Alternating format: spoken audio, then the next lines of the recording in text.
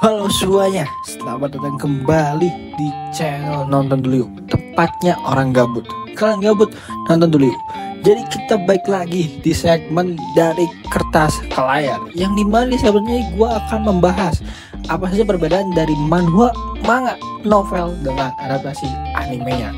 Dan sekarang kita akan membahas episode 8 Solo Leveling Season 2, dan juga apa saja perbedaannya antara manhwa dengan anime Solo Leveling Season 2, terutama di episode 8. Sebelum kita lanjut ya, lebih seru kalau kita bahas dari ceritanya dulu nih.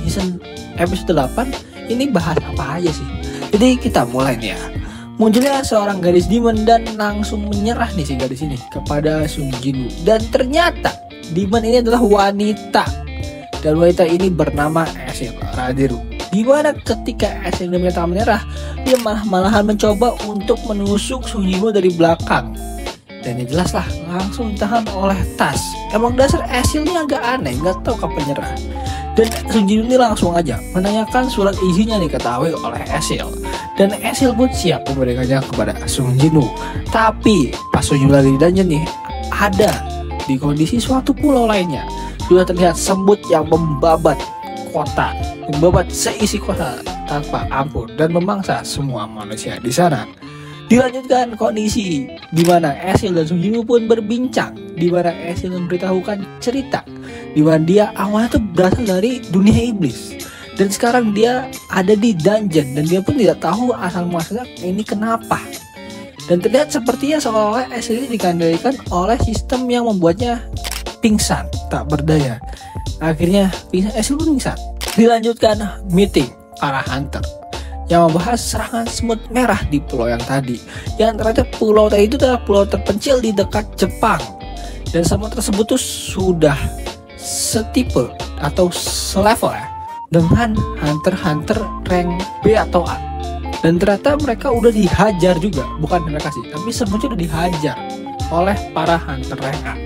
Dan dijelaskan juga bahwa pulau tersebut tuh dekat dengan Jeju Island. Dan akhirnya ketua Go Gun-hye menjadwalkan untuk mengirim permintaan kerjasama dengan Jepang. Dan langsung aja Go Gun-hye menyatakan Raid Jeju Island dimulai. Di mana Sung Jinwoo melanjutkan menjalannya dengan Esil untuk mengambil surat izin dan bertemu dengan ayahnya Esil. Yang dimana Esil langsung panik dong. Dimana SJW ini langsung kelihatan kalau dia punya shadow army yang banyak. Dan di sini nih Sung Jinwoo bilang bahwa Sung Jinwoo ini sebenarnya tertarik sama Esil. Makanya Sung Jinwoo tuh mau mengajak Esil membantai dungeon ini atau mengalahkan dungeon ini gitu. Ya jelas dong, Esilnya langsung ngalu lah. Siapa yang gak malu sama Sung Jinwoo boy? Nah, dilanjutin di Guild Hunters nih. Cho Yong-in dan Cha Hae-in ini berbincang-bincang di mana mereka dikirimkan untuk mengikuti raid Jeju Island bersama Baek Hyun-ho dan semua hunter rank S. Di mana semua hunter rank S dari Korea Selatan pun dikirimkan, termasuk Sung Jinwoo. Nah, singkat cerita, Sung Jinwoo latui semua lantai tanpa ada masalah dengan bantuan Esil dan Shadow Army-nya. Shadow Army-nya pun dapat upgrade atau level up kayak Inggris dan Tank, semuanya level up. Dan singkat cerita, Sung Jinwoo sudah sampai di lantai 100 dan langsung bertemu dengan Monarch of Demon Baran yang sedang menunggangi Wyvern. Tanpa aba-aba nih, Baran langsung mengeluarkan Hell's Army, yaitu skill yang bisa memanggil semua pasukan iblisnya melalui portal. Dan langsung nih Baran mengeluarkan semua pasukan iblisnya, dan Sung Jinwoo dengan siaga mengaktifkan Monarch's Domain untuk membuat jebakan untuk para pasukan demon. Dan langsung saja lantai 100 menjadi medan perang untuk pasukan Shadow dan pasukan demon. Para Shadow seperti Igris, Tank, Iron, dan Tas langsung mengeluarkan serangan combo dan seluruh kemampuan mereka untuk melawan Baran dengan pasukannya.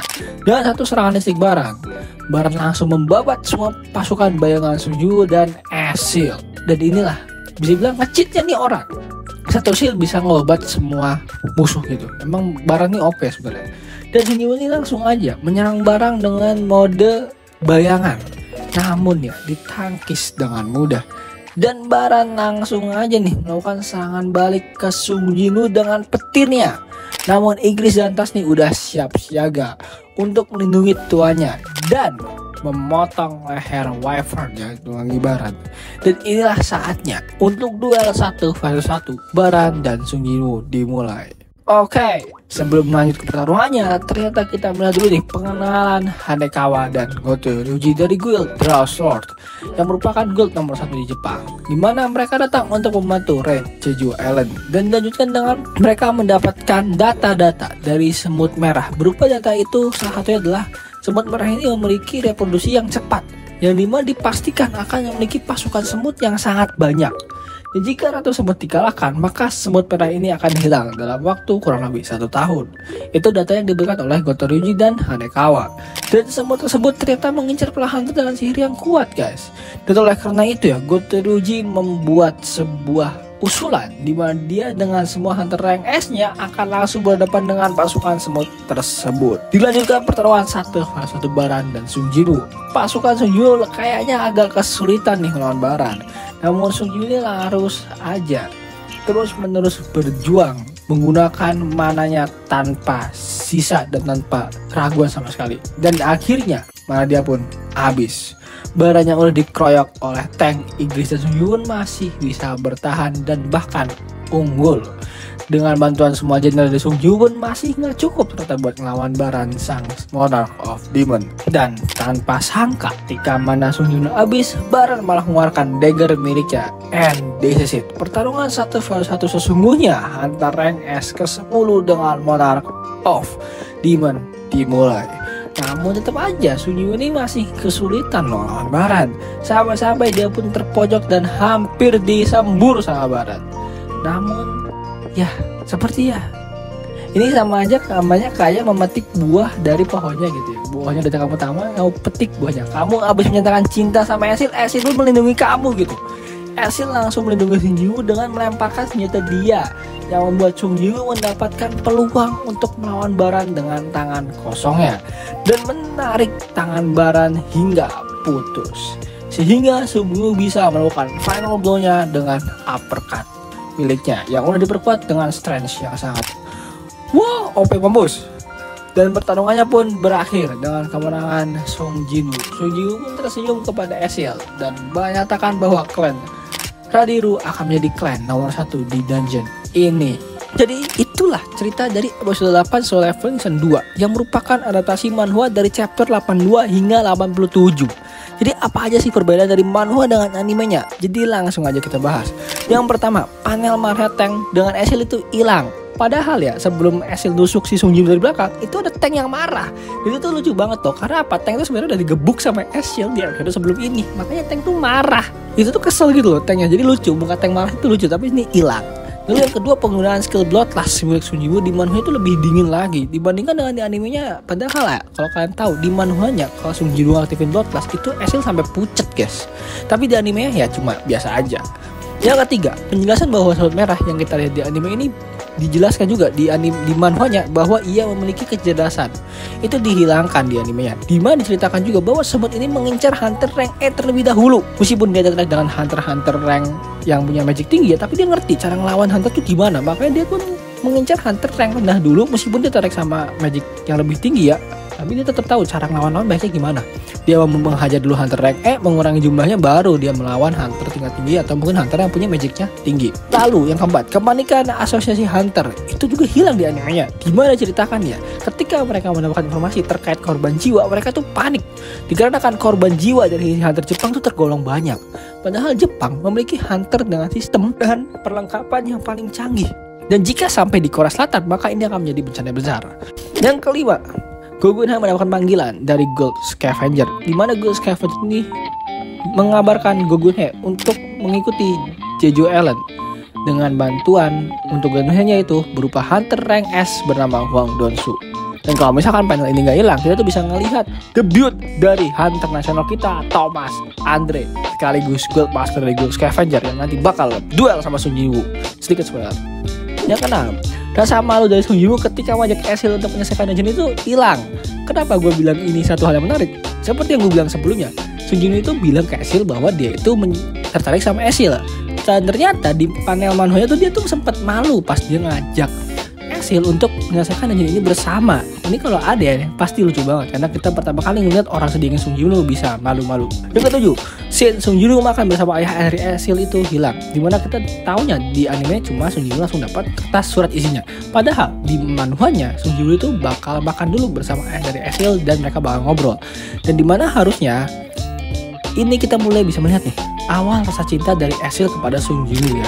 Dan Esil tanpa pakai armornya guys, itu sumpah guys. Esil kalau nggak pakai armor itu cantik banget cok, sumpah. Dia pakai baju casual tuh cantik. Ini di animenya udah cantik. Kalau misalkan mainan ini diadaptasi, gue bisa ngeliat Esil dengan baju casualnya. Itu sayang banget. Padahal gue nungguin juga tuh. Yang ke-8, bisa dibilang ini poin yang paling gue suka nih. Scene pertemuan Go Gun Hye dengan Thomas Andre dihilangkan, di mana Go Gun Hye dan Thomas Andre membahas terkait Hwang Dong-soo yang datang ke Korea Selatan hanya untuk membuat keributan, serta tawaran Thomas Andre untuk mengikuti Red Jeju Island. Pastinya Go Gun Hye harus membayar Thomas Andre dengan bayaran mahal. Di mana di sini harusnya kita bisa melihat sifat asli dari salah satu hunter rank nasional yang bisa dibilang hunter terkuat dari umat manusia, yaitu Thomas Andre. Tapi sini hilang, padahal desainnya seru banget. Nggak bisa ngeliat nih agak sedikit gimana sifatnya Thomas Andre itu. Lalu ke-9, penulisan Aku Tertarik Denganmu dari Sung Ji Woo itu agak beda. Gue nggak tahu ini versinya aja beda atau gimana, tapi gue sempet baca ada yang nulis Aku Menyukaimu. Jadi Sung Ji Woo ngomong gitu, aku menyukaimu ke Esil, bukan aku tertarik padamu. Tapi ya kita make it simple aja kalau ini hanya perbedaan translasi saja. Padahal kalau dia diubah menjadi aku menyukaimu, lebih seru tuh, lebih mantap. Dan yang ke-10, sebenarnya Barat itu jatuh dari Wyvernnya bukan karena pedang Inggris, tapi disembur apinya tas. Kalau di animenya kan pedangnya Inggris dilempar sama Sung Ji Woo ya. Tapi kalau di animenya itu tas tuh duel semburan sama Wyvern atau sama Barat, itu dia menang. Dia menang, kena Wyvernnya pun jatuh.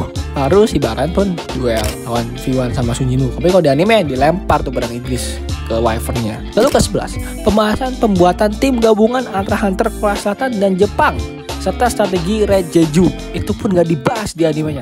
Dimana ya Gotoruji mengusulkan untuk menyerang Ratu Semutnya secara langsung dan membabat habis semua penjaganya. Berdasarkan data dari Red Jeju yang pernah dilakukan 3 kali sebelum ini, di mana hunter dari Jepang akan menjadi umpan sehingga hunter dari Korea Selatan langsung turun menggunakan helikopter dan menyerang Ratu Semut. Padahal ini strategi yang seru nih kalau diceritakan di animenya. Semoga di episode berikutnya dibahas ya. Kenapa gue suka? Karena kita mulai lihat nih seberapa seremnya sih hunter nomor 1 dari Jepang, yaitu Gotoryuji. Lalu yang ke-12, ini gue juga suka.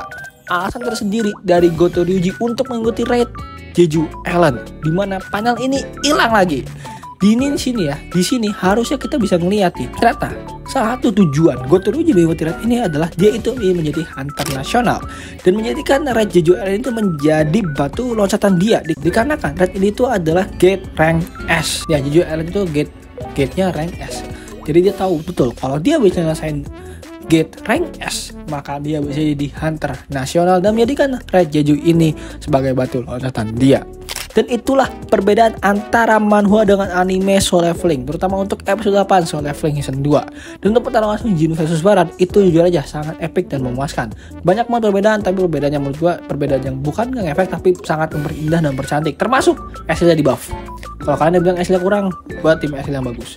Jadi episode 9 nanti akan dimulai dari chapter 88 dan ini menjadi petanda mulainya arc Jeju Island. Tapi sebelum ke arc Jeju Island, gue akan melihat satu scene yang membuat gue nangis di Solo Leveling, yaitu sembuhnya ibu dari Sung Ji Woo. Jadi mari kita saksikan aja ya episode 9 Solo Leveling yang kayaknya akan mengunjukkan internet lagi. Jadi jangan lupa like, comment, subscribe kalau kalian suka sama video ini. Jadi langsung aja nonton dulu yuk Solo Leveling season 2.